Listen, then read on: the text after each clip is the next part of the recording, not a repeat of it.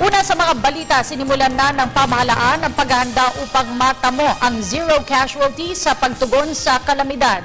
Ito ay sa pangunguna ng Department of Interior and Local Government at National Disaster Risk Reduction and Management Council. Ang ulat mula kay Alvin Baltazar. Sinimulan ng ilatag ngayong araw na ito sa pangunguna ng DILG ang Disaster Risk Reduction and Management Preparedness para sa mga lokal na pamahalaan, lalo't inaasahan na ang sunod-sunod na paghagupit ng bagyo, bunsod ng pagsapit ng panahon ng tag-ulan. Sa isinagawang pagpaplano ng Binong Joint Task Force ng DILG sa Campo Crame, sinabi ni DILG Secretary Mar Rojas na dito sa Metro Manila, 60,000 mga pamilya ang nakatira sa taas o gilid ng mga waterways o daluyan ng tubig ang target ng kanilang ikakasang pagpapalikas. Pagbibigay din ng kalihim, kailangan na talagang magsagawa ng paglilikas. Gayong ang makikinabang dito ay ang buong taga Metro Manila. Kailangan libre itong mga daanan ng tubig na ito para nga hindi tumaas ang tubig sa buong Kamaynilaan.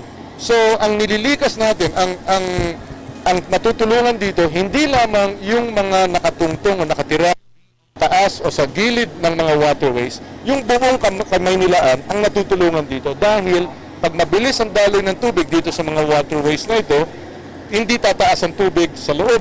So mababawasan yung flood damage sa buong Kamaynilaan. Dalawa ang planong ilalatag ng pamahalaan para sa mga palilikasing residente. Isa dito ang tinatawag na permanent plan na dito'y may tie-up ang mga maapektuhan sa National Housing Authority.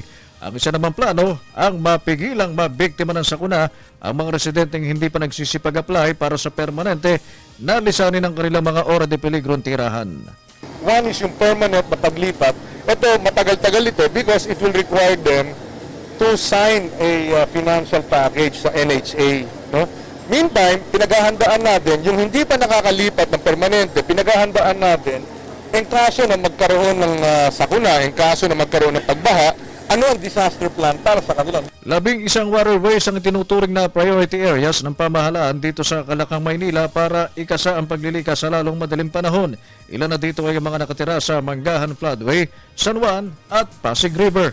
Pakiusap din ng pamahalaan sa mga kinauukulan, huwag nang pairali ng katigasan ng ulo. Gayong kanilang kaligtasan naman anya ang nakasalalay sa akbang na ito ng gobyerno.